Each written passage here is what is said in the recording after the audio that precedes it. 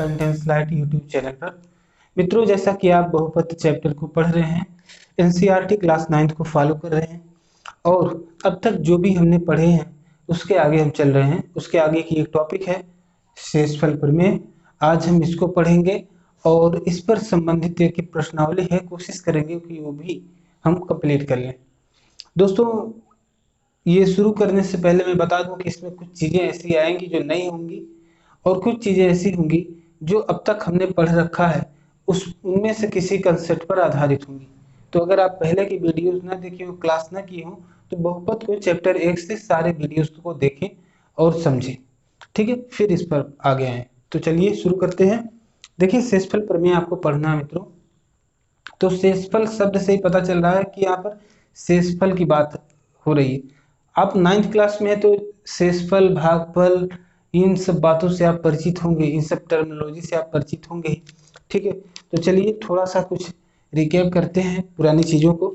जैसे कि अगर आप भाग देते हैं, मान लीजिए कोई संख्या है 63। ठीक है, इसमें आप भाग दे रहे हैं किससे? 5 से। इस तरह से तो 5 1 जा 5, 1 3, 5 2 जा 10, यहाँ पर बचा 3। तो देखिए यहाँ पर 3 चीजें आ रही हैं। ये क्या आ रहा है? शेषफल आ रहा है। ये 3 आ रहा है, क्या है? ये शेषफल। यही है शेषफल। ठीक है, इसी को रिमाइंडर कहते हैं। और ये जो है ये भागफल है। भागफल क्या है?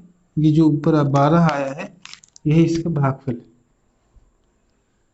और अगर हम ये जो आपका भागफल है और ये जो क्या है? भाजक है। 5 क्या है? ये भाजक है। भाजक, जिससे भाग देते हैं उसको भाजक बोलते हैं। जिसमें भाग देते हैं उसको उसको बोलते हैं भाज्य। भाज्य। तो ये कुछ टर्मिनोलॉजीज हैं दोस्तों, इसको याद रखिएगा। और अब इसको हम एक दूसरे फॉर्म में अगर लिखना चाहें, भिन्न के फॉर्म में लिखें, तो हम क्या लिखेंगे इसको? जैसे 63/5 है, this much is equal to 3/5। यहाँ पर आ जाएगा 12। 12 सही 3/5 इसको पढ़ते हैं। ठीक है, 12 सही 3/5। इसका मतलब 12 पचे 60 और 60 में 3 जोड़ेंगे तो 63।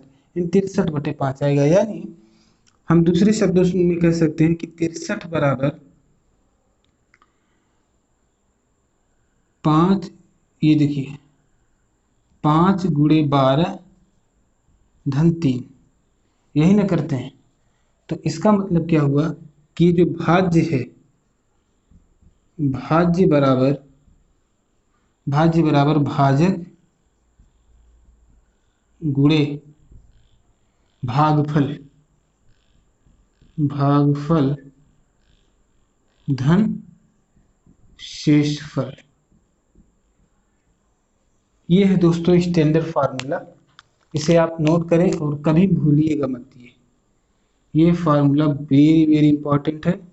और हालांकि उम्मीद है कि आपको ये चीज़ें पता होंगी, लेकिन फिर भी एक रिकैप के लिए मैंने यहाँ पर आपको एक शो कर दिया। ठीक है, कुछ सी चीज़ें इन्हीं से जुड़ी हुई अभी हम आपको बात करेंगे, आपको पता भी होगा। 2 टर्मिनोलॉजी और हैं दोस्तों, वो हैं, एक है फैक्टर। ठीक है, इसे आप नोट कर लें और मैं इरेज कर रहा हूँ। यहाँ पर देखें, यहाँ आगे मैं दिखा देता हूँ आपको दोस्तों। एक होता है फैक्टर, फैक्टर जिसको आप बोलते हैं गुणनखंड, और दूसरा होता है मल्टीपुल। मल्टीपुल यानी गुणज। इन दोनों शब्दावलियों से भी आपको रूबरू होना चाहिए चैप्टर शुरू करने से पहले। तो देखिए फैक्टर क्या होता है। जैसे मान लीजिए 10 बराबर क्या हो सकता है? 2 गुणे 5 हो सकता है ना? हो सकता है। तो ये जो 2 है, ठीक है, 2 है और 5 है, ये 2 और 5 क्या है? 2 और 5 फैक्टर कहलाएंगे। क्या कहलाएंगे? गुणनखंड कहलाएंगे। किसके? 10 के। 2 और 5 10 के गुणनखंड कहलाएंगे। गुणनखंड, गुणनखंड। लेकिन ये 10 जो है इन दोनों का मल्टीपुल कहलाएगा, यानी दोनों को मल्टीप्लाई करने पर जो प्राप्त हुआ है वो क्या है? वो मल्टीपुल कहलाएगा या गुणज कहलाएगा। ठीक है, तो इस कंसेप्ट को भी आप जानिए। अब जैसे यही है, अगर यहाँ पर तो रिमाइंडर बच रहा है, शेषफल हो रहा है, यहाँ पर मिल रहा है, लेकिन जब जब शेषफल बचेगा, एक बात ध्यान दीजिएगा, जब जब शेषफल बचता है तब तक जो है फैक्टर आपको फैक्टर प्राप्त नहीं होता, क्योंकि इसका फैक्टर आप 63 का जो गुणनखंड है वो प्राप्त नहीं हो रहा है। ठीक है, क्योंकि भाग करने पर शेषफल बच जा रहा है।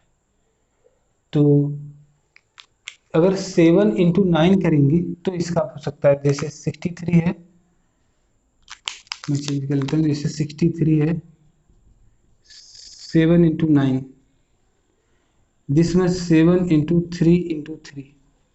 तो देखिए 63 के कौन कौन से देखिए गुणनखंड हुए, 7 भी गुणनखंड है, 3 भी है और 9 भी है। ठीक है, 7 और 9 भी गुणनखंड है, 7 तो है ही, 9 भी है, 3 भी है, 3 भी इसका एक गुणनखंड है। और 63 इन सब का मल्टीपुल है। जैसे 9 एक मल्टीपुल है किसका? 3 का, क्योंकि 3 गुणे 3 बराबर 9 आता है ना। यानी गुणनखंडों से वह संख्या जो गुणनखंडों को गुणा करके मिलता है वो मल्टीपल कहलाता है, गुणज कहलाता है। और जो उनको जो हम फैक्टर करते हैं यानी तोड़ते हैं, ठीक है, मल्टीपल में, ठीक है, तो वो फैक्टर कहलाता है। जैसे ये 2 गुणे 5 और ये सारे भी एग्जाम्पल आप देखें। आई होप कि ये चीज़ें आप आसानी से समझ गए होंगे। चलिए बढ़ते हैं आगे। ठीक है, देखते हैं कि अब जो आपका बहुपद आप पढ़ रहे हैं पॉलिनोमियल में, इसका किस तरह से उपयोग हो रहा है। ठीक है, तो आइए इन चीज़ों को आप नोट करिए, ये बहुत काम आएंगे भी आगे चल के। ये जितने भी टर्मिनोलॉजी अभी मैंने आपको बताए हैं ये सब बार बार यहाँ पर प्रयोग होंगे। अब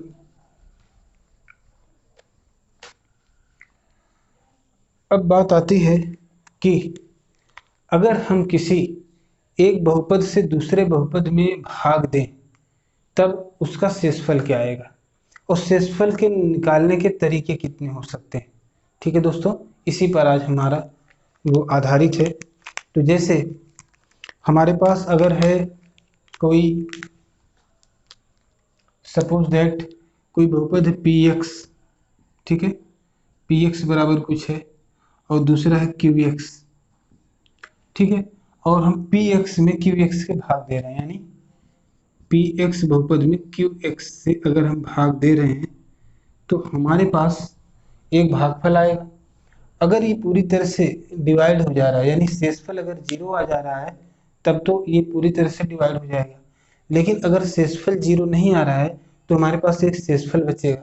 ठीक है, तो ये बातें हैं और बहुपद के उसमें हमें टर्म में देखना है, बहुपद के मतलब कॉन्टेक्स्ट में इस चीज को समझना है। अब देखिए, जैसे एक मैं एग्जांपल लेता हूं आपकी बुक से।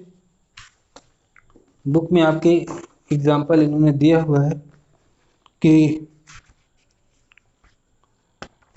जैसे कहा है 2x cube plus 2x cube plus x square plus x, और दूसरा बहुपद है x। देखिए, अगर हमें इनका डिवाइड करना है तो हम करते क्या है एक्चुअली, भाग के नियम तो अभी हम थोड़ी देर बाद आपको बताएंगे विस्तार से, जिस तरह से भाग दिया जाता है ट्रेडिशनल मेथड से। लेकिन यहाँ पर कुछ और सीखिए। जब आप ये करेंगे, दरअसल आप इसके सभी पदों में इस पद से भाग देते हैं, ठीक, भाग देते हैं, तो आपको मिलता क्या है कि आप दो काम या तो कर सकते हैं, या तो इसमें यही चीज सर्वनिष्ठ ले लें यानी कॉमन ले लें। ठीक है, तो पहले वाले फैक्टर में अगर इसमें से ये चीज कॉमन आती है, जैसे x कॉमन कर लिया आपने तो 2x cube plus x square plus 1 कर लिया, अपान ये वाला x, क्योंकि x का मान x है, x से x कैंसिल कर दिया तो आपको ये भागफल प्राप्त हुआ। अब दोस्तों ये जो आपने अभी कॉमन किया था इस फॉर्म में जो लिखा था, यहाँ पर x था और नीचे तो ये वाला x था, तो यहाँ पर आपने देखा कि जो PS की वैल्यू ये थी 2x³ plus x² plus x, इसके दो गुणनखंड आपको मिले, एक x मिला और दूसरा 2x³ प्लस x² प्लस 1, ये एक गुणनखंड ये है, दूसरा गुणनखंड ये है ना। तो यानी जो हमारा भागफल आता है, जैसे हमने इससे इसको कैंसिल किया तो जो हमारा भागफल बना, ठीक है, तो भागफल भी क्या होता है, एक गुणनखंड होता है, और जिससे हम भाग देते हैं वह भी एक गुणनखंड होता है, ठीक है। तो जो भी भाज्य है, ठीक है, जो भी आपका भाज्य है, जैसे ये भाज्य है ना, तो उसमें जो है जब भी हम भाजक से, जैसे आपने इससे भाग दिया x से, तो आपके पास दो चीजें आ रही हैं, जब आपने यहाँ पे कॉमन किया है तो आपका ये जो है, ठीक है, इसके दो गुणनखंड आपने लिखा x और ये 2x³ प्लस x² प्लस 1 है ना। तो ये दोनों क्या हुए, ये दोनों तो इसके गुणनखंड है। अगर आपको ये नहीं पता है कि इसमें कॉमन क्या लेना है, तो आप जिससे भाग दे रहे हैं उसी को आप कॉमन कर लें, क्योंकि वह भी उसका क्या है, एक मल्टीपल, एक जो है वो है इस, ये जो है इसका एक गुणनखंड है, ठीक है। गुणनखंड होगा तभी वो चीज डिवाइड होगी, अगर गुणनखंड नहीं होगा तो वो चीज डिवाइड नहीं होगी, ठीक है। ये बात ध्यान दीजिएगा। थोड़ा सा हम समय देख लेते हैं मित्रों, समय 12 मिनट हुए हैं अभी, और चलिए आगे देखते हैं। आगे हम आपको देखते हैं और आपको आगे ले चलते हैं थोड़ा सा एक कदम, और बताते हैं कि भाग कैसे किया जाए। एक एग्जाम्पल लेते हैं भाग का, ठीक है, और भाग देकर के आप बताते हैं हम आपको कि भागफल कैसे आता है और शेषफल कैसे आता है, ठीक है। तो वो चीज आप देखिए, जैसे इसमें बहुत सारी चीजें एक्सप्लेन की हुई हैं, लेकिन सीधे हम चलते हैं, एक ऐसा एग्जाम्पल लेते हैं जिसमें भाग देना है। तो एग्जाम्पल नंबर 6 आपकी बुक में जो दिया है हम उसी को लेकर के चलेंगे, जैसे कि है px is equal to x plus 3x² minus 1 और gx बराबर दिया है 1 प्लस x है, ठीक है। और हम इसमें भाग देंगे और दो चीज़ें हम प्राप्त करेंगे, एक शेषफल और दूसरा भागफल, ठीक है। तो भाग करने के आप तरीके देखें, देखिए आपको भाग इससे देना है, ठीक है। तो आप लिखिए 1 प्लस x को आप लिख सकते हैं। पहली बात तो सबसे पहला काम आपको ये करना होगा, इन चीज़ों को आपको घात के घटते क्रम में लिखना होगा। जैसे 3x² को पहले लिखें, फिर x को लिखें, -1 को लिखें। यहाँ पर भी आप पहले x लिखें फिर +1 लिखें। अब क्या करें, x प्लस 1 लिखें, यहाँ पर x plus 1 divided in 3x² plus x plus 1। अब देखिए दोस्तों, यहाँ पर एक मैं लाइन खींच दे रहा हूँ ताकि, तो बहुत हल्का चल रहा है, चलिए देखिए यहाँ पर x² है, देखिए यहाँ पर आपको डिवाइड करना है, तो आप क्या करेंगे, अब आपको कैसे पता चलेगा हम कितनी बार यहाँ पर किससे मल्टीप्लाई करें कि यहाँ पर कोई चीज़ आ जाए। आप देखिए पहले पद को देखें और कोशिश करें कि ऐसा क्या इसमें हम मल्टीप्लाई करें कि इसके बराबर मान आ जाए, ठीक है। तो देखिए यहाँ पर तो कोई संख्या है नहीं, यानी अगर इसके बगल में हमें 3 लाना है तो 3 से तो मल्टीप्लाई करना ही होगा। साथ ही एक्स स्क्वायर लाना है।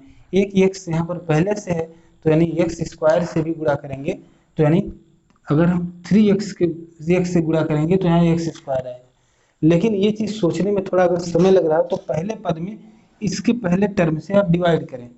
पहले पहले पद में पहले टर्म से थोड़ा सा ऐसे डिवाइड करें, यहाँ पर 3x² अपान ये वाला x यहाँ पर लिखें तो आपको पता चल जाएगा आपको क्या करना है।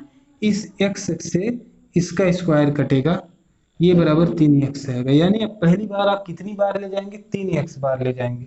यहाँ पर आप लिखेंगे 3x, ठीक है। अब 3x से इस पूरे में डिवाइड करेंगे, एक बार इसमें एक बार इसमें, सॉरी मल्टीप्लाई करेंगे तो 3x से x में मल्टीप्लाई करेंगे तो 3x² आएगा, प्लस फिर इसमें 1 में मल्टीप्लाई करेंगे तो 3x आएगा। अब इसको माइनस करें, देखिए माइनस करेंगे तो ये इससे माइनस पूरा कटेगा, ये 0 हो जाएगा, ठीक है। और यहाँ पर देखिए, यहाँ पर x है, यहाँ पर 3x है और 3x का जो पॉजिटिव साइन था निगेटिव में चेंज हो गया है, ठीक है, क्योंकि आपको माइनस करना है।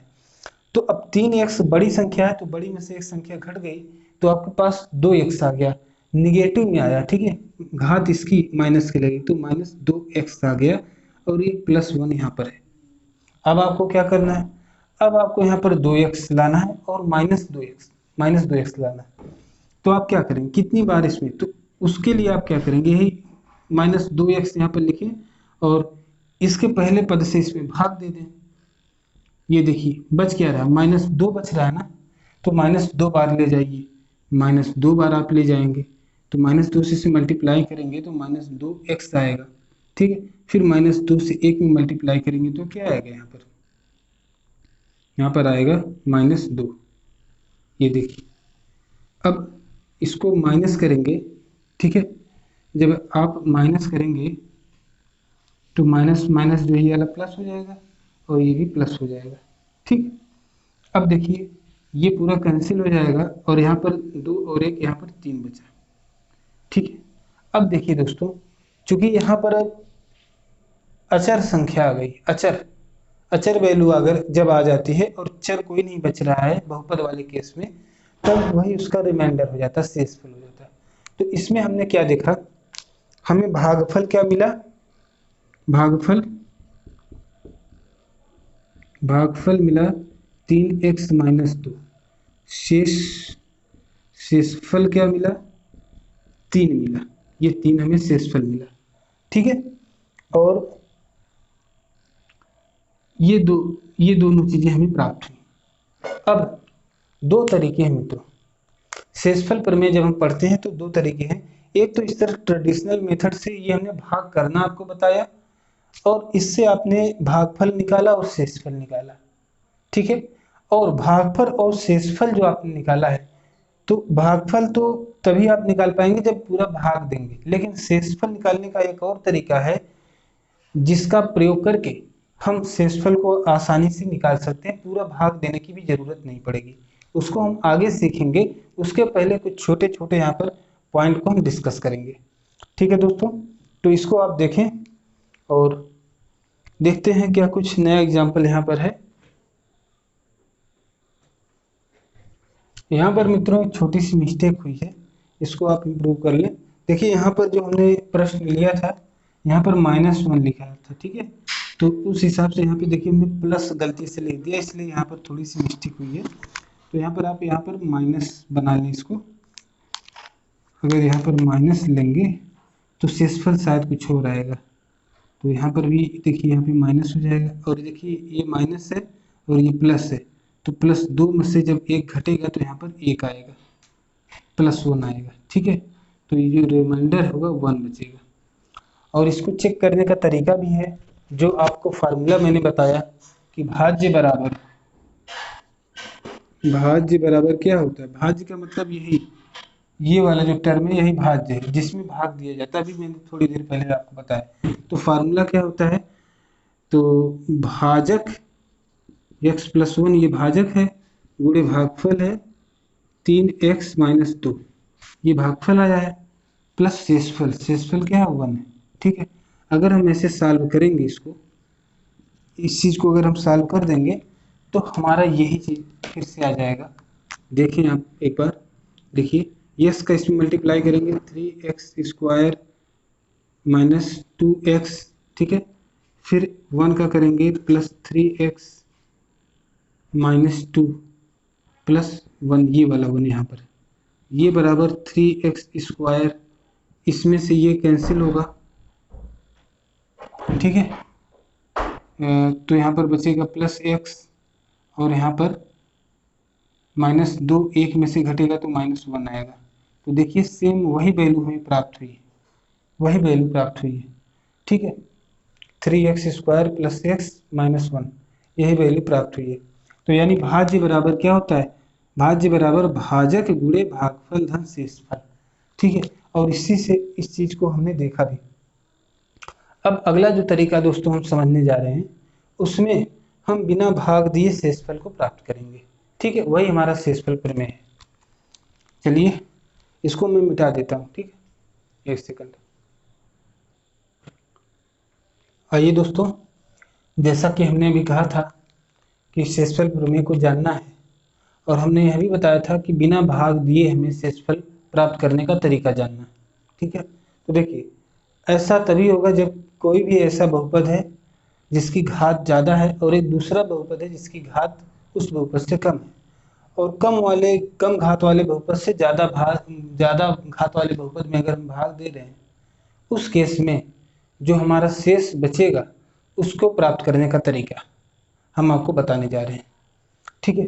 तो उसमें क्या होता है, आप जानते हैं कोई भी बहुपद होता है, ठीक है, हर बहुपद जो भी बहुपद होता है उसका एक शून्यक हो सकता है। जैसे px की कोई मान होगी, px की कोई मान लीजिए कोई बहुपद है, और दूसरा है qx कोई बहुपद है, ठीक है। और इन बहुपदों को मैं लिख देता हूँ, एक एग्जांपल ले लेता हूँ। जैसे 3x⁴ - 4x⁴, देखिए 3x⁴ - 4x⁴ -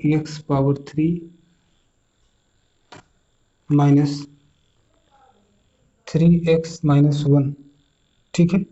और आपको x - 1, देखिए यहाँ पर दो बहुपद दिए हैं दोस्तों। इस बहुपद की घात क्या है, बहुपद की घात निकालना आपको बताया गया है ना। तो इस बहुपद की घात क्या है, देखिए सबसे बड़ी घात जो होती है चर की, वही उसकी घात कहलाती। तो यहाँ पर 4 है, और इसकी बहुपद की घात क्या है, 1 है। अब इस वाले बहुपद से इस बहुपद में हमें भाग देना है, तो भाग तो हम दे लेंगे, शेषफल भी आ जाएगा, भागफल भी आ जाएगा। लेकिन अब बिना भाग दिए शेषफल बताना है तो क्या करेंगे, देखिए सबसे पहले हम इस बहुपद का हम शून्यक निकालेंगे, जिससे हमें भाग देना है, यानी भाजक का हम शून्यक निकालेंगे। तो देखिए x - 1 बराबर 0, तो x बराबर आ गया 1, इसका शून्यक है 1। अब इसके शून्यक के मान पर हम इसका px की वैल्यू निकालेंगे, यानी p1 निकालेंगे। क्या निकालेंगे, p1। अब p1 बराबर क्या हो जाएगा, इसमें हम पुट करेंगे ये वैल्यू, तो आ जाएगा 3, देखिए 3 यस के स्थान पर 1 लिखेंगे, गुणे 1 की घाते 4 - 4 गुणे 1 की घाते 3 - 3 गुणे 1 - 1, ये बराबर। अब देखिए 1 की घाते 4 का मतलब एक ही होता है, 1 में 3 का गुणा होगा तो ये 3 ही आएगा, -4, ये ऐसे भी हो जाएगा, 4 गुणे 1 बराबर 4 -3, ठीक है, और -1, ये बराबर क्या होगा, माइनस माइनस माइनस सब जोड़ दीजिए, -7 हो गया, और इधर 3 हो गया, 3 - 7, ये बराबर क्या हो गया, -4। तो ये जो आया है -4,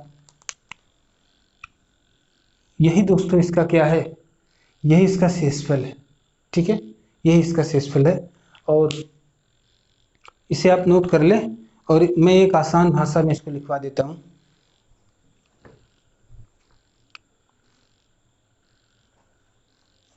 इसे आप नोट कर लें।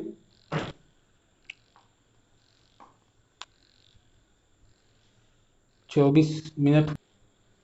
आइए दोस्तों, जो रूल है वो यही है, ठीक है। तरीका तो मैंने बता ही दिया है, लेकिन याद रखिए कि भाजक के शून्यक पर शून्य निकालना मैंने आपको बताया है। भाजक के शून्य पर भाज्य px का मान ही शेषफल होता है। ठीक है, जैसा कि आपने इस प्रश्न में किया। अब इसको आप ट्रेडिशनल मेथड से भी करके देखें कि क्या जो आपका आंसर आ रहा है वो सही आ रहा है कि नहीं। देखिए दोस्तों, जैसे इसका भी जो आपने किया था उसका मान कितना आया था, एक बार मैं फिर से निकाल ही ले रहा हूँ। देखिए इसका शून्य का जाएगा, x माइनस वन बराबर 0 लिखेंगे तो x बराबर आ जाएगा 1 आया था। और ये और P1 जब आप निकालेंगे P1, ठीक है, ये यही शून्य के शून्य क्या है 1 है QX का। ठीक है, भाजक का कि क्या है शून्य को 1 है, 1 इसमें रखेंगे तो ये बराबर क्या हो जाएगा 3 गुणे 1 माइनस 4 गुणे 1 माइनस 3 गुणे 1 माइनस 1 बराबर 3 माइनस ये 4 है, ये 3 है, ये 1 है। 4 3 7 1 8 है, 3 माइनस 8 ये बराबर है -5। यही आया है दोस्तों। इसके पहले मैंने सॉल्व करते समय कोई मिस्टेक हुई होगी, वहाँ -4 आया था, गलती हो गई, तो उसको आप करेक्ट कर लीजिएगा। मैंने दोबारा से इसको कर दिया। अब इसको हम ट्रेडिशनल मेथड से एक बार देखेंगे कि इसका आंसर क्या आता है। ठीक है, आइए देखते हैं। यहाँ पर कर दे रहे हैं इसको, जैसे x माइनस 1 है dividing 3x power 4 minus 4x power 3 minus 3x minus 1, यही है। अब देखिए हमें सबसे पहले क्या करना है मित्रों, भाग देने के लिए जैसे 3x पावर 4 है तो इसके पहले टर्म से इसमें हम भाग दे देंगे। तो 3x पावर 4 में भाग देंगे तो आएगा क्या 3x के घाते 3 आएगा, इसका एक घात हट जाएगा तो 3x के घाते जो 3 आएगा, यानी हमें 3x के घाते 3 बार ले जाना है। अब इससे इन दोनों में मल्टीप्लाई करेंगे। ठीक है, मल्टीप्लाई करने के बाद यहाँ लिखेंगे तो यहाँ पर हो जाएगा क्या 3x के घाते 4 माइनस 3x के घाते 3, एक में मल्टीप्लाई हो रहा है, ये माइनस हो गया, ये प्लस हो गया, ये कैंसिल हो गया और यहाँ पर क्या आ गया -x के घाते 3 माइनस 3x। अगला देखिए क्या करना है आपको, x के घाते 3 यहाँ पहला टर्म है, माइनस में है तो x से इसमें भाग देंगे, क्या आएगा -x² आएगा। तो यहाँ पर -x² बार ले जाएंगे। ठीक है, तो यहाँ पर क्या आएगा -x के घाते 3, माइनस से माइनस में गुणा करेंगे तो प्लस आएगा, प्लस x² प्लस माइनस ये कैंसिल हो जाएगा और यहाँ पर -x² माइनस 3x बचेगा। देखिए यहाँ पर x² लाना है तो आप क्या करेंगे, x से इसमें भाग दीजिए तो -x बचेगा, तो -x बार यहाँ पर ले जाएंगे, -x से इस दोनों में मल्टीप्लाई करेंगे तो -x² और ये प्लस x आएगा, प्लस x माइनस ये कैंसिल होगा और इसको आप करेंगे तो ये -4x बन जाएगा दोस्तों, -4x और ये -1 यहाँ पर लिख लीजिए। अब देखिए क्या करेंगे आप, 4x है तो पहले टर्म से भाग देंगे तो -4 आएगा, तो -4 बार ले जाइए, -4 बार ले जाएंगे तो यहाँ पर क्या आएगा -4x माइनस माइनस प्लस होगा ये। अब यहाँ पर क्या होगा, ये तो कैंसिल हो जाएगा, सॉरी हाँ ये टर्म कैंसिल, ये माइनस होगा तो -4 और -1 -5। फाइनली मित्रों हमने क्या पाया, हमने रिमाइंडर पाया -5। ये देखिए -5 आया है ना। तो इसको करने में हमें कितना समय लगा, इतनी सारी प्रक्रिया करनी पड़ी, पूरा भाग देना पड़ा। हमें अगर भागफल नहीं निकालना होता, ठीक है, केवल शेषफल निकालना होता, ठीक है, हम सीधे शेषफल प्रमेय द्वारा इसको करते। ठीक है दोस्तों, तो ये तरीका है इसको हल करने का। समय देख लेता हूँ क्योंकि 29 मिनट हो गए हैं मित्रों, और मैं समझता हूँ कि आज की जो हमारी क्लास थी वो यहीं पर मैं क्लोज कर रहा हूँ। एक नेक्स्ट वीडियो में मैं इसको भी सॉल्व करवा दूंगा। Thank you so much.